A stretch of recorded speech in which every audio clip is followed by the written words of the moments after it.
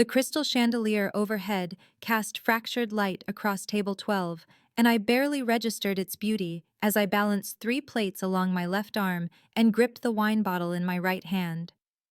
The rose garden hummed with the low murmur of expensive conversations, the kind where deals worth more than my yearly salary got negotiated between courses, and I had learned in my 8 months here to move like a ghost, invisible until needed. The man at table 12 had been difficult from the moment he sat down, snapping his fingers at me, sending back perfectly prepared dishes, letting his gaze crawl over my body in a way that made my skin feel too tight. Philip Ravenscroft, according to the reservation list, though I wished I had never learned his name.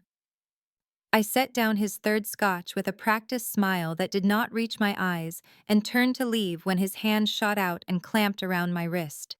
The grip was bruising, proprietary, and his words slithered out whiskey-soaked and vile, something about how I could earn a real tip if I got on my knees for him in the coat check.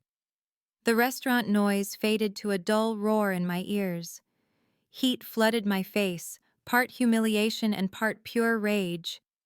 I had endured catcalls and crude suggestions before, had learned to smile and deflect and survive, but something in me snapped clean through. My free hand moved before my brain caught up, the crack of my palm against his face impossibly loud in the sudden silence that swallowed the dining room whole.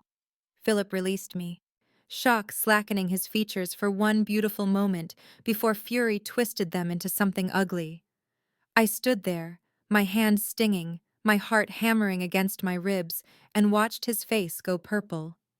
He surged to his feet, his chair screeching back, and started shouting about how I had assaulted him, how he would sue me into oblivion, how he would destroy this pathetic restaurant and make sure I never worked anywhere in this city again. My stomach dropped. I had just ruined everything. Eleanor Pembroke materialized beside me, her face pale and terrified, her hands fluttering uselessly as she tried to apologize to Philip, tried to placate him. I opened my mouth to apologize too, to beg for my job, but then movement caught my eye. A man rose from a corner table I had not paid attention to all evening, a table half hidden in shadow. He moved with the kind of confidence that made people step aside without realizing why. Dark hair, darker eyes, a face all sharp angles and controlled power, wearing a suit that probably cost more than my car. He walked toward us, unhurried, and I noticed the slight smile playing at his mouth, the way his gaze fixed on me with something like approval. Philip was still ranting when the stranger reached us and spoke, his voice low and smooth and absolutely commanding. He introduced himself as Alexander Thornhill and suggested Philip leave his establishment immediately. The change in Philip was immediate and startling. Recognition flashed across his face, followed by something that looked like fear. He started to bluster, then stopped. Alexander Thornhill said nothing more, simply waited, and Philip grabbed his coat and left, though not without a final venomous glare at me and a muttered threat that this was not over. The dining room remained frozen. Alexander turned to me, and I felt pinned by his gaze, examined and assessed in a way that made me feel exposed. He asked me to stay after my shift, phrased as a request, but clearly an order. Eleanor nodded frantically. I managed to nod too, though terror and something stranger, something almost like exhilaration, twisted together in my chest as Alexander returned to his table, and I stood there trying to remember how to breathe. The rest of my shift passed in a fog where I moved through motions my body knew by heart, while my mind spun uselessly, replaying the crack of my palm against Philip Ravenscroft's face, the weight of his threats, the way Alexander Thornhill had looked at me with that slight smile like I had done something worthy of admiration instead of something terminally stupid. I felt his gaze on me as I moved between tables, a physical pressure that made my skin prickle with awareness, and when I glanced toward his corner table he was watching me openly, no pretense of interest in his phone or his drink, just that dark, steady attention that made my pulse jump erratically. Sarah cornered me by the server station during a lull. her fingers tight on my elbow as she pulled me close and hissed that I needed to be careful, that Alexander Thornhill was not just wealthy, but dangerous, connected to things we did not talk about in polite company, organized crime and violence dressed up in expensive suits. I wanted to tell her I had already figured that much out from the way Philip had reacted, from the authority in Alexander's voice when he called the Rose Garden his establishment. But my throat felt tight, and I just nodded while Sarah's worried face swam in my vision. The dinner rush finally ended, and we closed down the dining room, my hands shaking slightly as I rolled silverware and avoided looking at the corner table where Alexander still sat like he had all the time in the world. And when Eleanor approached me with her face pale and strained, I knew what was coming before she spoke. She told me to go upstairs to Mr. Thornhill's private office, and her voice trembled on his name. And I wondered wildly if she had known all along who really owned this place, or if tonight had been a revelation for her too. The staircase at the back of the restaurant led up to a second floor I had never accessed, the carpet thick enough to muffle my footsteps, and my heart hammered so hard I felt dizzy as I climbed toward whatever waited above. The office door was already open, and I stepped inside to find a space that looked like it belonged in a different world, all dark wood and leather and the kind of furniture that whispered money, intimidating in its casual luxury. Alexander stood by the window looking out over the street below and turned when I entered, gesturing to one of the chairs facing his desk and asking if I wanted a drink with that same calm courtesy that somehow felt more dangerous than shouting would have been.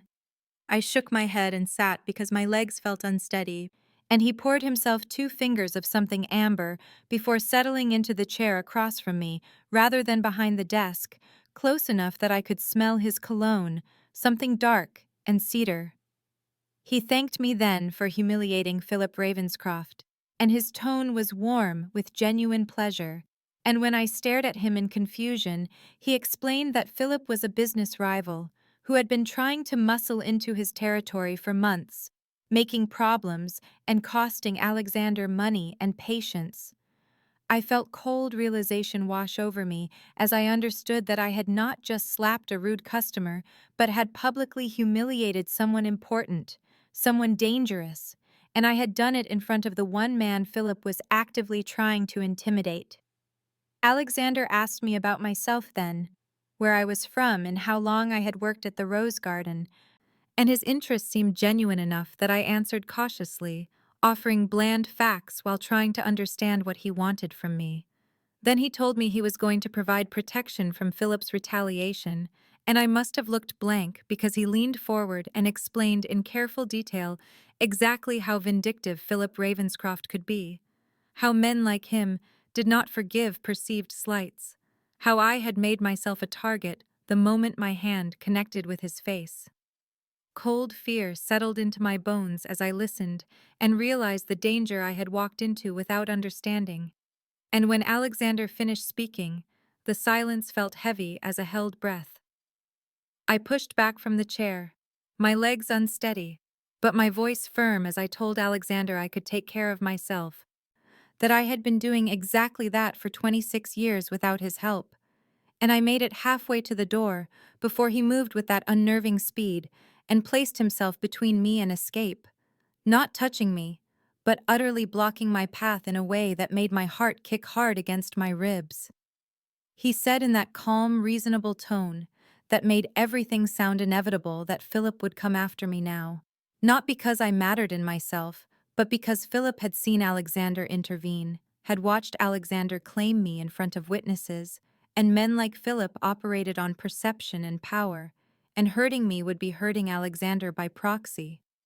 I wanted to argue, but the logic was inescapable and terrifying, so instead I said the only thing I could think of, that I was nothing to Alexander, that Philip would see that,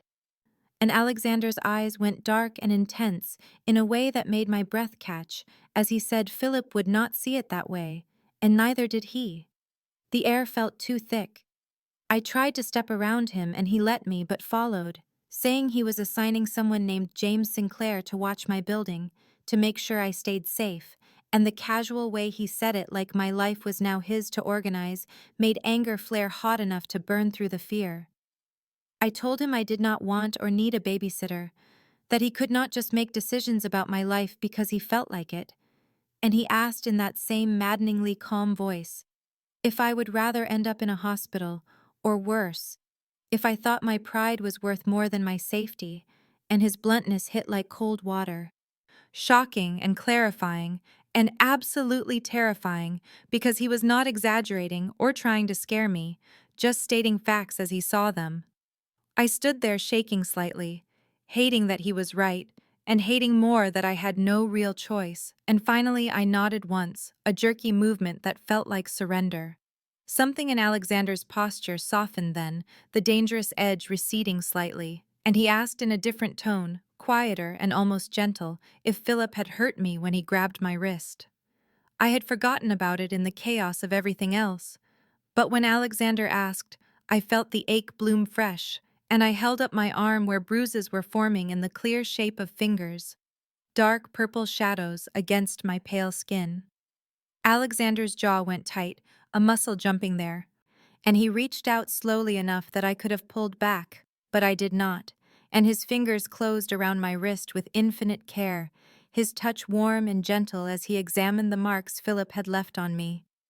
The moment stretched and changed into something else entirely, something charged and intimate that made my pulse visible in my throat and my breathing shallow, and I became hyper-aware of how close he was standing, the smell of his cologne and the warmth radiating from him, and the way his thumb brushed across the bruises so lightly, it almost felt like comfort. I pulled away suddenly, confused by my own reaction, by the way my body wanted to lean into his touch instead of away from it. And Alexander let me go immediately, but his eyes followed me as I stepped back. He said I should take his private number, that I should call him if anything felt wrong, if I saw Philip or anyone suspicious, and he pulled a card from his wallet and held it out, plain black with a single phone number embossed in silver, no name or title, and when I took it, our fingers brushed again, and that same electricity jumped between us before I shoved the card in my apron pocket and left his office without another word.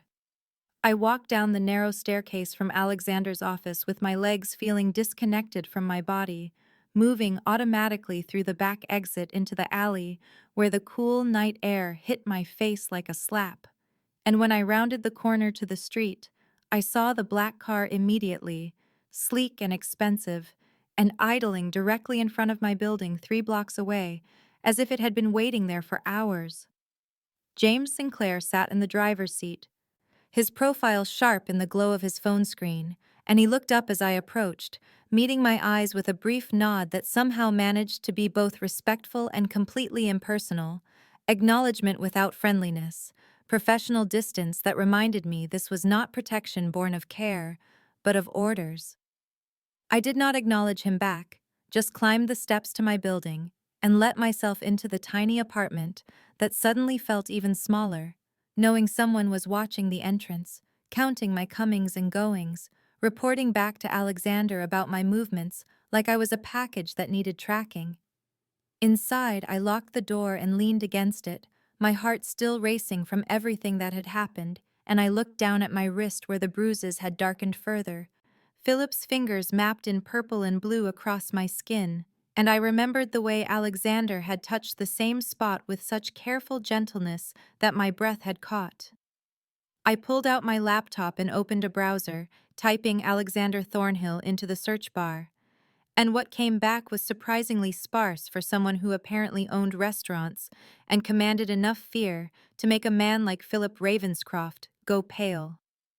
There were mentions in society pages, photographs from charity events where he stood in expensive suits looking remote and untouchable,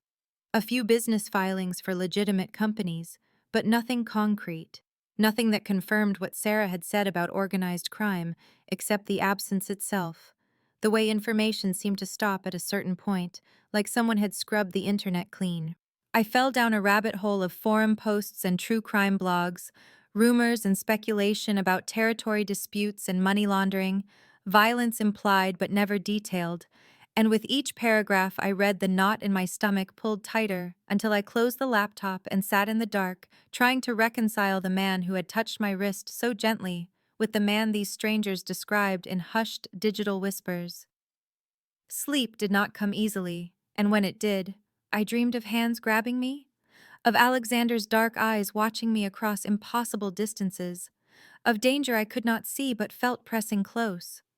Morning arrived too soon, and I dragged myself to the rose garden for my shift, exhausted and jittery, and Eleanor intercepted me before I could even tie my apron on, pulling me into her small office with her hands shaking slightly as she told me that Mr. Thornhill had paid me a substantial bonus for my excellent service, her emphasis on the words making clear she knew this had nothing to do with service, and he had also specifically requested that I be available to work private events at the restaurant going forward. I stared at her, understanding dawning cold and inevitable, that Alexander was weaving me further into his world, making sure I could not simply walk away, and Eleanor looked at me with something like pity mixed with fear, and I realized she was afraid of him too, afraid of what refusing him might mean. That evening, I left work as the sun set, walking my usual route home through streets that suddenly felt full of watching eyes, and I had made it only 2 blocks when I saw them. 2 men in dark jackets moving with clear purpose toward me from across the street, and my body knew they were wrong before my mind caught up, the way they focused on me with predatory attention making my pulse spike with pure animal fear. I spun to run back toward the restaurant, and James Sinclair was suddenly there, solid and immovable between me and the approaching men, his hand inside his jacket in a way that made the threat clear, and the 2 men stopped short, some silent communication passing between them before James said in a voice like gravel that they should leave now if they wanted to leave at all. The confrontation lasted seconds but felt endless, tension stretched so tight I could barely breathe. And then the men retreated, and James turned to me, his hand on my elbow firm and unyielding as he guided me to the black car and told me to get in. I was shaking too hard to argue, my teeth chattering despite the warm evening, and James drove in silence while I tried to process what had almost happened, how close I had come to something terrible. He explained in clipped sentences that he was taking me to a secure location per Alexander's standing orders, that my apartment was no longer safe, that Philip's people had been watching me and waiting for an opportunity, and I wanted to scream that this was insane, that my life had turned into something unrecognizable in less than 24 hours. But my voice would not work past the fear closing my throat. The car pulled into an underground garage of a building downtown, all concrete and security cameras,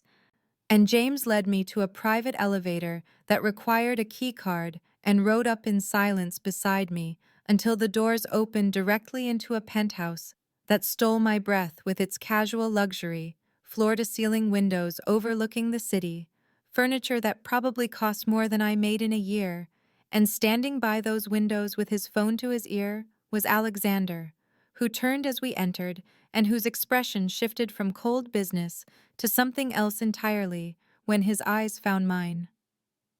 Something inside me snapped when I saw Alexander standing there in his perfect penthouse, looking calm and in control while my entire life was being ripped apart,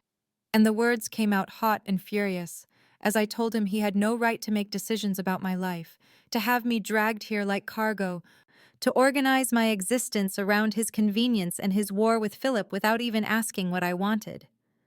Alexander ended his phone call with a single word and slipped the phone into his pocket, his attention settling on me with that complete focus that made me feel simultaneously seen and trapped.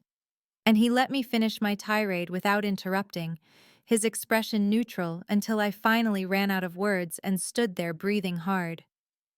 Then he said in that maddeningly reasonable tone that Philip's men were not planning to threaten me or scare me, they were planning to abduct me, to take me somewhere Alexander could not reach and use me as leverage or worse. And James stepped forward and confirmed it in his gravel voice, said he had heard them talking before they noticed him, that they had a van waiting 1 street over. The words hit like physical blows, and I felt my anger drain away into something colder and more terrifying, the reality of how close I had come settling into my bones like ice. Alexander moved closer, not touching but near enough that I could feel the warmth of him. and he said I would stay here where he could protect me until Philip was dealt with. The words not a question, but a statement of fact. I demanded to know what dealt with meant, whether he was planning to kill Philip, and Alexander's eyes went flat and dangerous as he said Philip had made his choices and would face the consequences, which was not an answer at all but told me everything.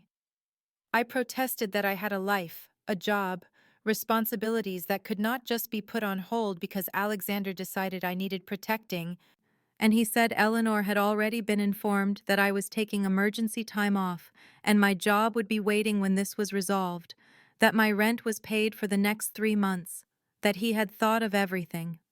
The feeling of my control slipping away was worse than the fear, the sensation of being moved around like a chess piece on a board I could not see, and I asked with something close to desperation how long I would be a prisoner here.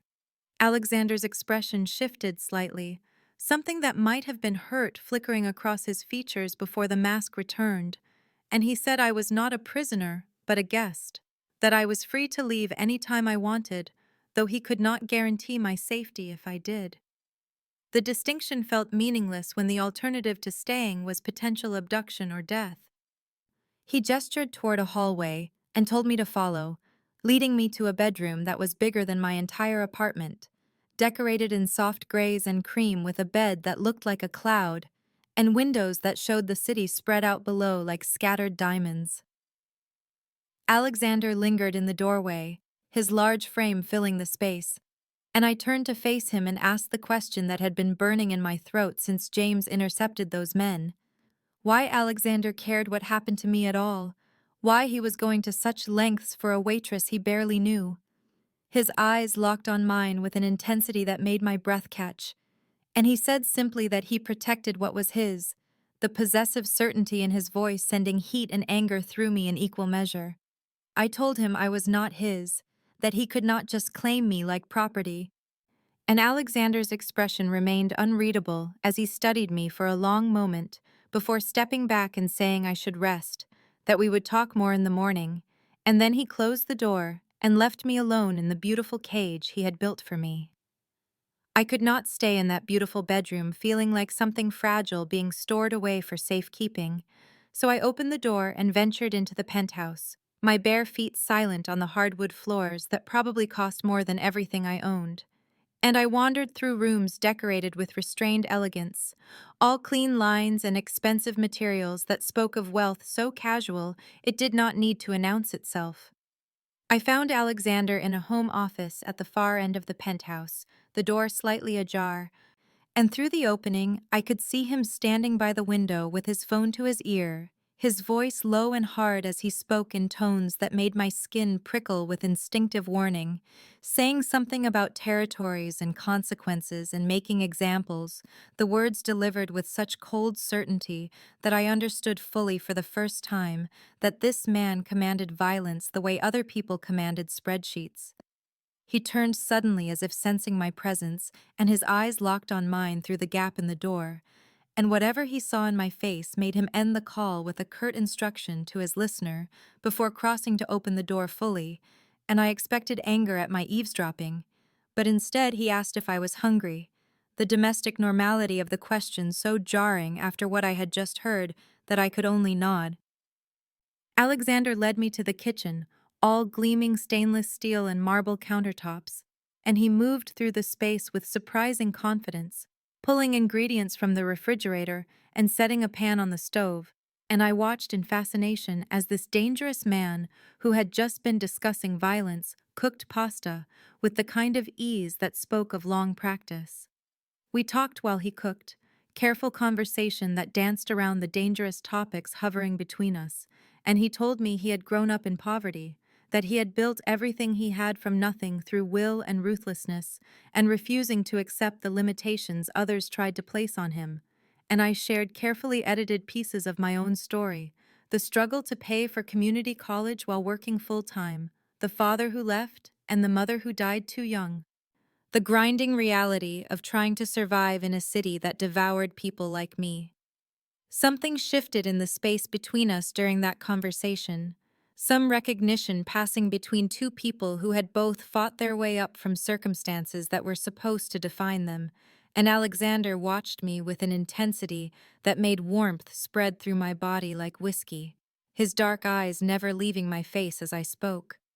I asked about Philip, needing to know what came next, and Alexander's expression hardened as he said Philip had made a mistake touching me and would pay for that mistake, the possessive certainty in his voice sending conflicting emotions through me, and I told him not to kill anyone because of me, the words coming out desperate and urgent. Alexander plated the pasta and set it in front of me, but did not promise to spare Philip, his silence more honest than reassurance would have been, and we ate with the tension between us building like a storm gathering strength. After dinner, we moved to the living room and Alexander poured wine, expensive and smooth, and we sat closer than necessary on the leather couch, the city lights spreading out beyond the windows like a glittering warning of all the danger surrounding us. And when Alexander reached out to trace the fading bruise on my wrist with fingers so gentle I could barely feel them, the air between us went electric with possibility. And then his phone rang with a harsh, insistent sound that shattered the moment, and James's name flashed on the screen, and Alexander's expression went cold and focused as he answered. Alexander listened to James with his expression going hard and flat as stone, and I watched the transformation as the man who had been touching me with such gentleness became someone else entirely, someone cold and dangerous and utterly focused. And when he ended the call, he was already moving toward his bedroom. His words clipped as he told me to stay in the penthouse, that Philip had made a move against one of his businesses and people were hurt, and he needed to handle it immediately. I followed him without thinking, watching as he opened a closet I had not noticed before to reveal an arsenal that made my breath catch, guns and ammunition arranged with military precision, and he selected weapons with practiced efficiency while speaking into his phone, giving orders in that voice that expected instant obedience. And I understood fully in that moment what it meant that Alexander Thornhill controlled the city through fear and force. He stripped off his shirt unselfconsciously and changed into dark tactical clothing, and I saw scars crossing his back and ribs, evidence of violence survived, and when he turned and found me standing there watching, he paused for just a moment, something like regret flickering across his features before the cold mask returned. He told me he was assigning additional security to the penthouse, that I should not open the door for anyone except James. And the concern in his voice beneath the hard exterior made something twist in my chest because he was going into danger and worrying about my safety instead of his own. I wanted to ask him not to go, to tell him whatever Philip had done was not worth dying for. But I could see in his eyes that this was who he was, what he was, and asking him to be anything else would be asking him to stop being Alexander. He moved toward the door and I followed, and at the threshold he turned back and caught my arm, his grip firm, and told me not to take any risks, to stay inside where it was safe, and I nodded because I could not form words around the fear choking me. Then he was gone, and I was alone in the enormous penthouse with only the sound of my racing heart and the quiet movements of the security team positioning themselves outside. And I tried to sit, but could not be still. Tried to distract myself with television, but could not focus. Tried to convince myself Alexander would be fine, because men like him always were, but could not believe it. The hours crawled past with excruciating slowness, and I watched the city lights through the windows and wondered if somewhere out there, Alexander was bleeding or dying because of a war that had started the moment I slapped Philip Ravenscroft. Near dawn, when exhaustion was finally pulling me toward sleep, I heard sounds at the door, voices speaking in urgent tones, and then the door opened and Alexander came through, supported by James on one side, and my heart stopped when I saw the blood on his face and shirt, dark stains that looked black in the dim light. I gasped and rushed toward him without thinking, my hands hovering over his injuries, afraid to touch and cause more damage. And Alexander looked at me with eyes that were tired and pained but alive, so wonderfully alive, and he said my name like a prayer. I helped James guide him to the couch and ran to get the first aid kit I had seen in the bathroom, my hands shaking so badly I nearly dropped it. And when I returned, Alexander had dismissed James and was leaning back with his eyes closed, and I knelt beside him and began carefully cleaning the cut on his face. A gash above his eyebrow that had bled heavily but looked worse than it was. His eyes opened and locked on mine as I worked, and the intensity in that gaze made my hands steady, and when I finished with his face, he caught my hand in his and held it against his chest, where I could feel his heart beating strong and sure beneath my palm. Alexander pulled me closer with that gentle grip that somehow felt more binding than chains, and his dark eyes held mine as he told me in a voice rough with exhaustion that he had ended the immediate threat, that Philip's operation had been shut down and his people scattered, and I asked the question burning in my throat, whether he had killed Philip, needing to know what blood was on his hands because of me. Alexander said not yet, but Philip was contained, his movements restricted, his power broken for now, and I waited for the horror to come, the revulsion at being so close to violence and death, but all I felt was relief that Alexander was alive and here and whole enough to be holding me. I asked if he had been hurt because of me, guilt twisting sharp in my chest, and Alexander said he had been hurt because Philip was reckless and desperate and had made tactical errors that cost him, but his eyes told a different story, that yes, this was because of me,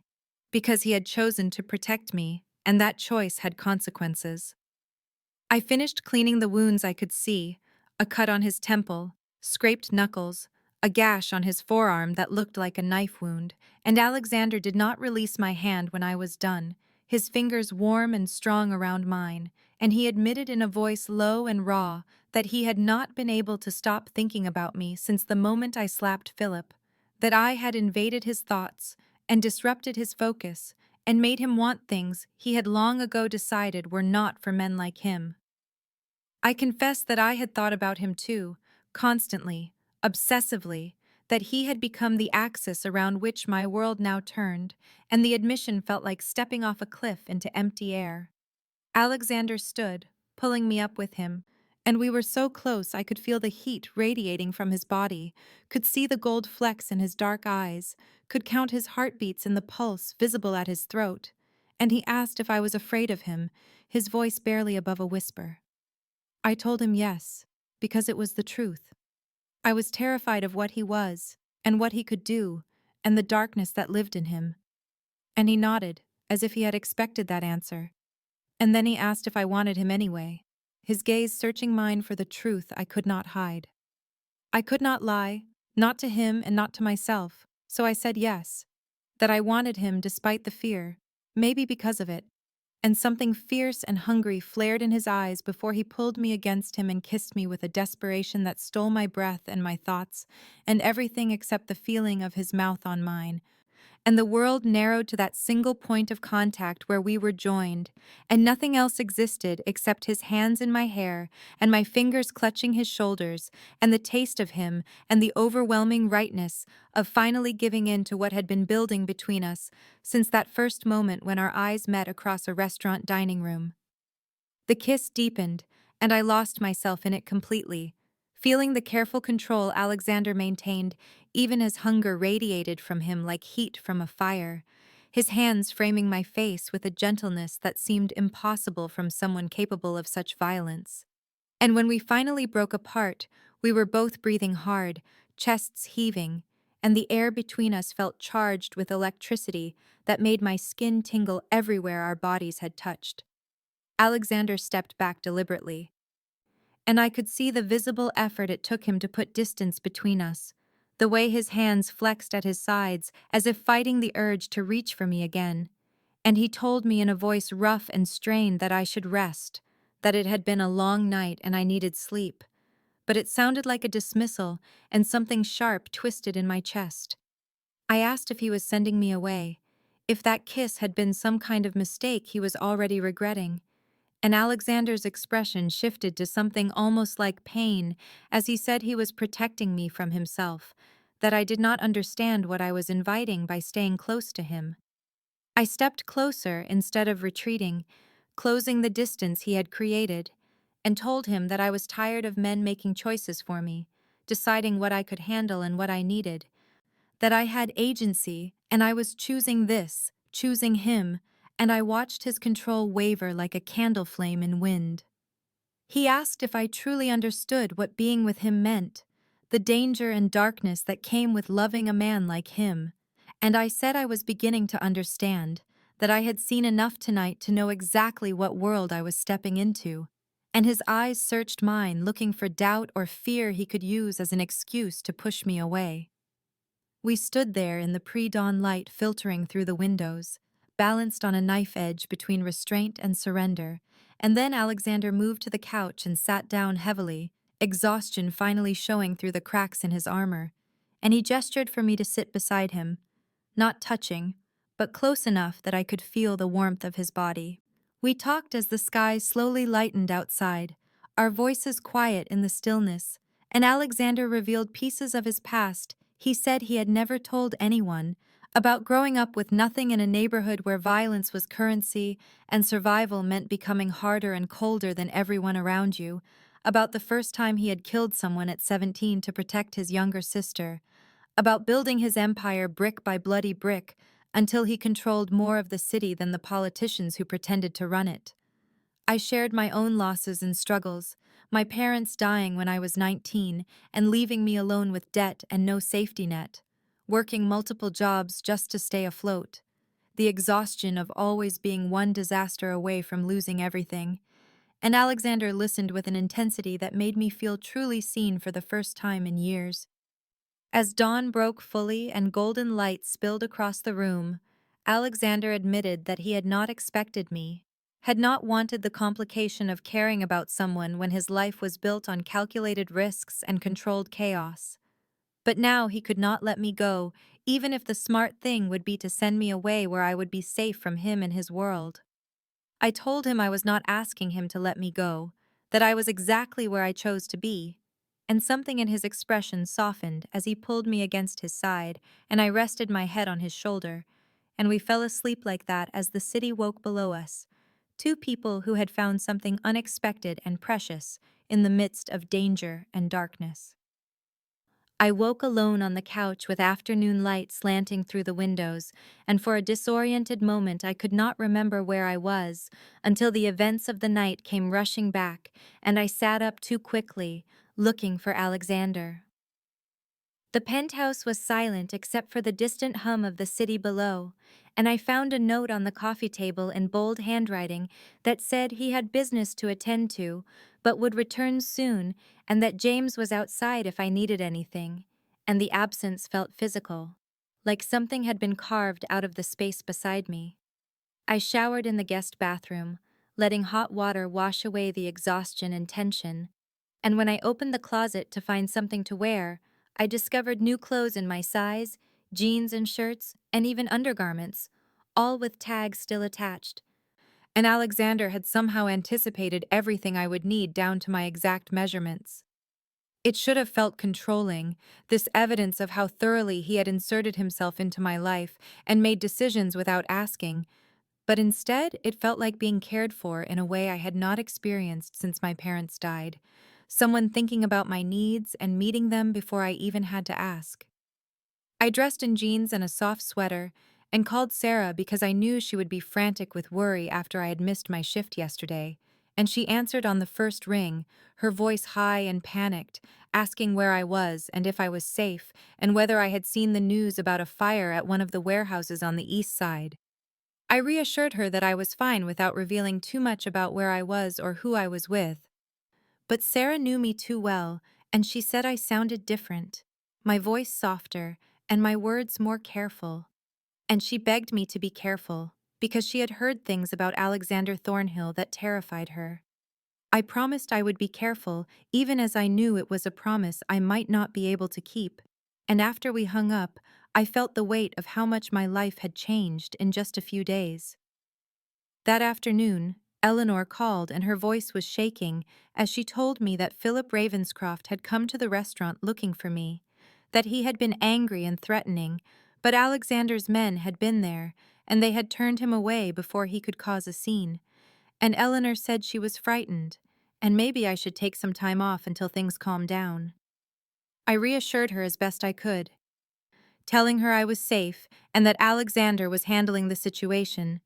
And after the call ended, I stood at the window looking out at the city stretched below and felt the walls closing in despite the luxury surrounding me. When Alexander returned that evening as the sun was setting, I was waiting for him with all my fear and frustration ready to spill over, and I demanded to know when this would end, how long I was supposed to hide in his penthouse while my life was put on hold.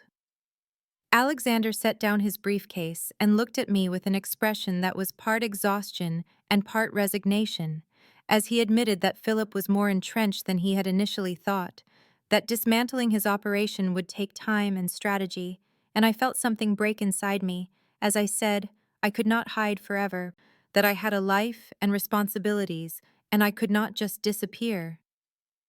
Alexander agreed, and his next words changed everything as he proposed an alternative, saying he wanted me to appear at his side publicly at a charity gala in 3 days, that it would send a clear message to Philip and everyone else in their world that I was under his protection permanently. I stared at Alexander as the magnitude of what he was proposing crashed over me like a wave. Appearing publicly as his companion would mark me permanently as part of his world in a way that hiding in his penthouse never could, and I asked what would happen after the gala when the message had been sent and everyone knew I belonged to him. Alexander moved closer and said that Philip would have to back down or face open war, that bringing me into the light would force Philip to make a choice between his pride and his survival. And I asked which outcome Alexander expected,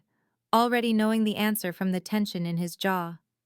He admitted he expected war, but hoped that his public display of commitment to me would make Philip reconsider, that sometimes a show of strength was enough to avoid actual conflict. And I realized with cold clarity that Alexander was using me as bait, but also offering genuine protection, that I would be both weapon and treasure in this deadly game between dangerous men. I asked him what I was to him really, whether I was just a useful piece on the board or something more, and Alexander struggled to answer as emotions flickered across his face too quickly for me to name, and he finally said in a voice rough with feeling that I was something he did not know he needed, that I had become essential in a way that terrified him because it created a vulnerability he could not afford. I felt my resistance crumbling like a sandcastle against the tide as I looked at this powerful, dangerous man admitting to weakness, and I agreed to attend the gala with him, to step into the light and let his world see me at his side. Alexander's relief was visible in the way his shoulders dropped and his expression softened, and he pulled me close and kissed my forehead with a tenderness that made my chest ache, and the next 3 days became a whirlwind of preparation that felt both surreal and oddly intimate. Alexander had a designer bring dresses to the penthouse, elegant gowns in jewel tones that cost more than I made in a year, and he sat watching as I tried them on and gave his opinion with a surprising eye for what suited me, and between fittings he taught me about his world, the key players and their allegiances, the old families and the new money, the alliances built on blood and the enmities that went back generations.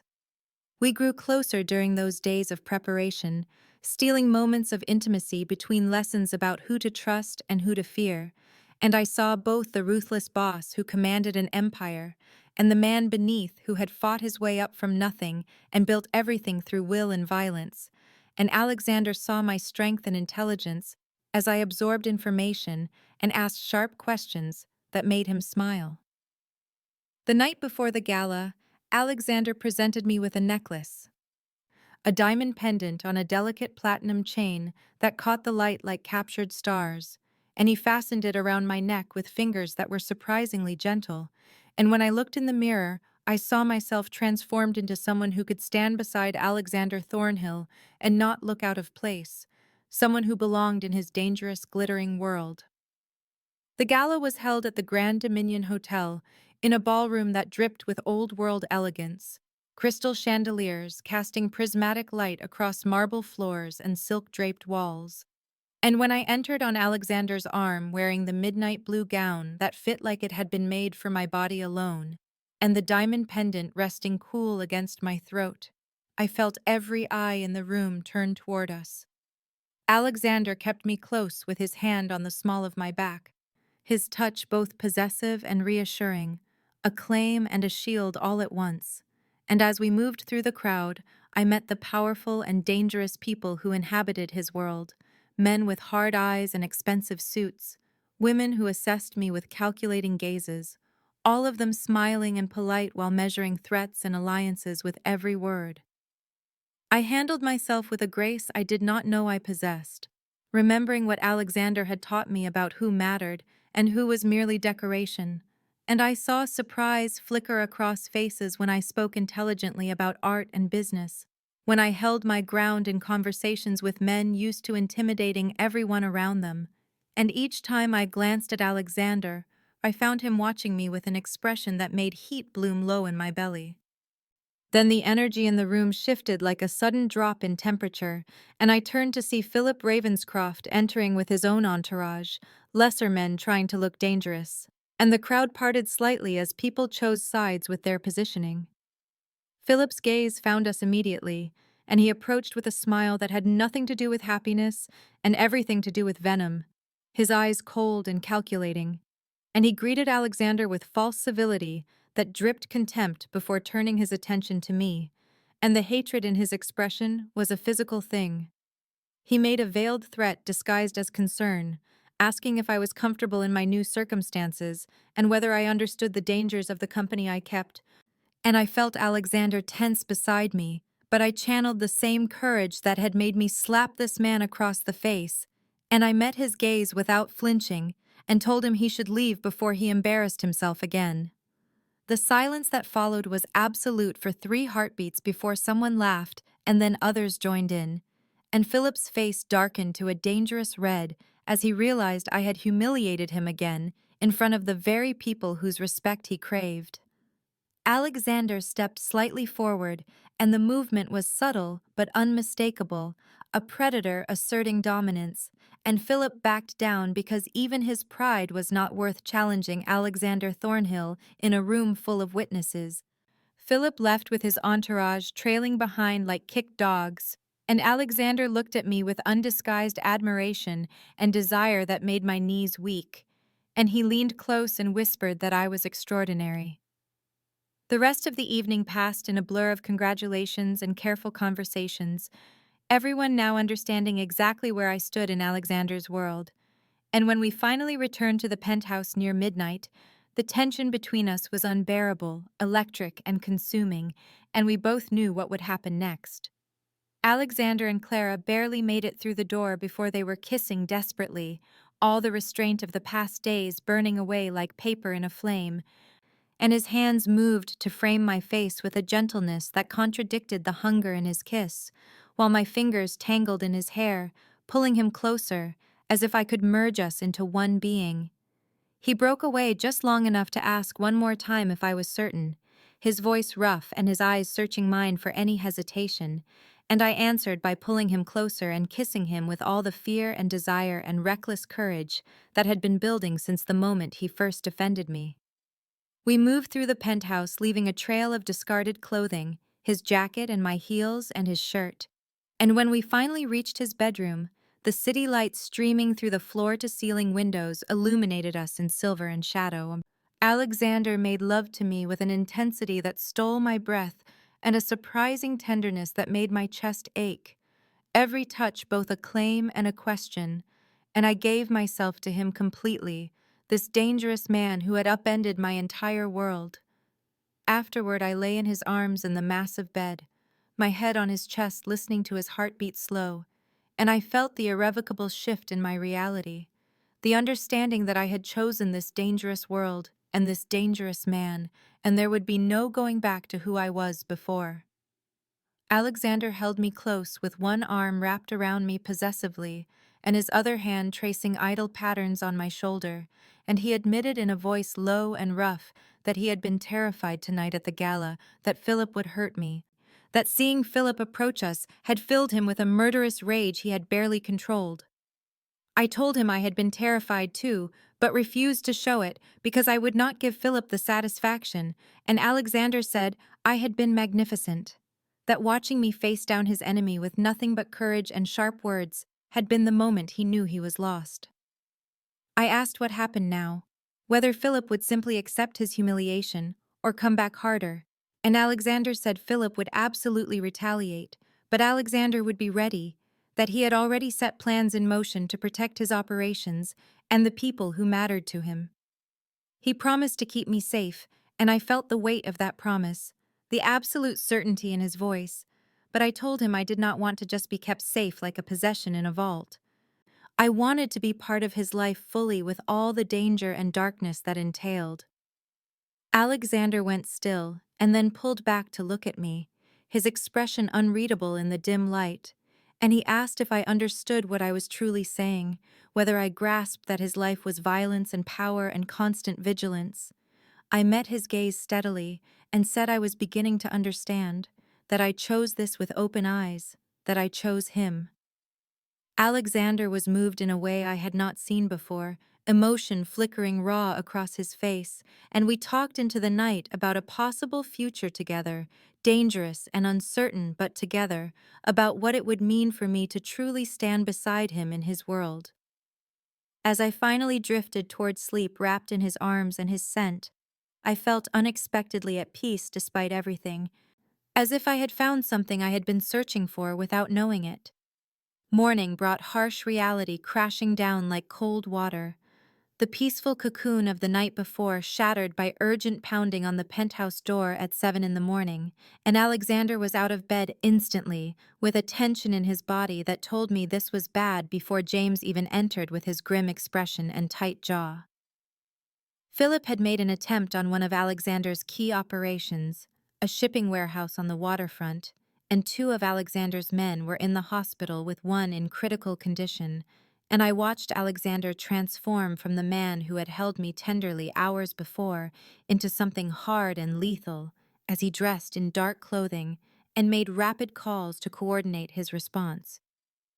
I knew without being told that this was the retaliation we had anticipated, Philip's answer to his humiliation at the gala, and when Alexander finished his calls and turned to tell me he had to leave, I stood and said I was going with him.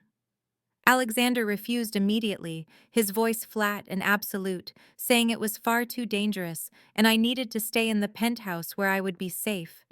But I insisted that I was already in danger, and hiding in a luxury apartment would not change that Philip had done this because of me, and I needed to see it through. We argued with rising voices, Alexander telling me I did not understand what I was asking, that this would be violence and chaos and nothing like the controlled danger of the gala, and I told him I understood perfectly, but I was tired of being protected like fragile glass, that if I was truly going to be part of his life, I needed to see all of it, including the darkest parts. Alexander stared at me for a long moment, and I saw the war in his eyes between his need to keep me safe and his recognition of my determination, and finally he agreed with the harsh condition that I would follow James's instructions exactly without question, or he would have me removed by force. We drove through the early morning city in a convoy of 3 black vehicles, the streets still quiet with dawn light turning the buildings gold and pink. And I sat beside Alexander, feeling his coiled tension like a living thing, while James drove and spoke quietly into his phone, coordinating with other teams. We arrived at a warehouse in an industrial area where Alexander's people had already gathered, hard-faced men and a few women all carrying weapons openly, and I saw the machinery of Alexander's empire in action, the loyalty and fear he commanded evident in how they responded to his presence, and I understood viscerally that this was who he truly was, beneath the expensive suits and cultured manner. Philip had taken one of Alexander's men hostage, a young guy named Marcus, who handled logistics, and was demanding a meeting to negotiate terms, and Alexander agreed to meet on neutral ground at an abandoned factory building 20 minutes away, and I realized with cold certainty that this was the end game, that whatever happened in the next hours would determine everything. Gunfire shattered the night air in sharp, violent cracks that echoed off the concrete walls of the abandoned factory, and James pushed me down in the car with a force that drove my breath out while bullets sparked against metal and glass. and through the chaos of noise and smoke, I could see Alexander fighting with lethal precision, his movements fluid and controlled as he directed his men with hand signals and clipped commands. And I watched him shoot a man who came at him from the side without hesitation or visible emotion. Philip tried to flee toward a side entrance, his expensive coat flapping behind him as he ran in a crouch, and Alexander pursued him like a predator who had caught the scent of wounded prey, and I could not stay hidden in the car no matter what I had promised, could not sit there passive while the man I had chosen fought for his life and mine. I pushed past James, who was shouting orders into his radio, his protest lost in the noise as I stumbled out of the car with my heart hammering so hard I felt it in my throat, and I ran toward where Alexander had disappeared after Philip, my feet unsteady on the broken pavement and debris. I rounded a corner and saw Philip raising a gun toward Alexander's back, while Alexander dealt with one of Philip's men, and without thinking, operating on pure instinct and terror, I screamed Alexander's name as loud as I could, a sound ripped from somewhere primal.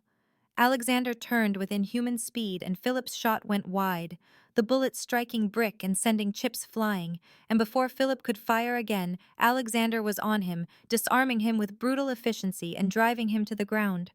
I ran toward them, my breath coming in gasps, and I reached them just as Alexander pressed his gun to Philip's head, with Philip beneath him on the filthy concrete, and I saw the murder in Alexander's eyes, the cold calculation and rage that made him exactly what everyone said he was, dangerous and lethal and completely without mercy in that moment. I called his name again, softer this time, and Alexander looked at me with that gun still pressed to Philip's temple while Philip whimpered and begged, and I did not ask Alexander to stop because I knew I had no right to ask him to spare the man who had threatened me and hurt his people and tried to kill him. But my presence was enough, my eyes meeting his in the dim light filtering through the broken factory windows, and I saw the struggle play across his face before he made his choice, pulling the gun away and hauling Philip up to hand him over to James, who had arrived with 3 other men. Alexander spoke briefly to James about taking Philip to a location where police on Alexander's payroll would arrest him on charges that would ensure he disappeared into the system for years. A delayed justice that was mercy only by the thinnest definition. And then it was over, the violence ending as suddenly as it had begun. Alexander came to me, his hands immediately checking me for injuries with fingers that trembled slightly, and he was furious that I had left the car, his voice harsh as he demanded to know what I had been thinking risking myself. But beneath the anger was desperate relief that I was unharmed, and I told him I could not let Philip hurt him, that I would not hide while he faced danger alone. Alexander pulled me into his arms there in that ruined factory, with the smell of gunpowder still in the air, and he held me so tightly I could barely breathe, and I held him back with equal force, both of us shaking with adrenaline and emotion. Later, back at the penthouse as dawn broke over the city in shades of pink and gold, Alexander told me I had changed everything for him, that before me he had been content to live in darkness alone, but now he wanted something different, something more.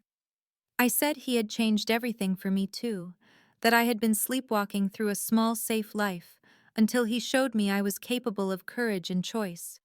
And we acknowledged without illusions that difficulties lay ahead, that danger would always shadow us, and his world would always be violent and morally complex. But we chose it anyway, chose each other with open eyes and full hearts, and Alexander asked me to stay not as a guest or someone under protection, but as his partner in every way, standing beside him in his empire and his life.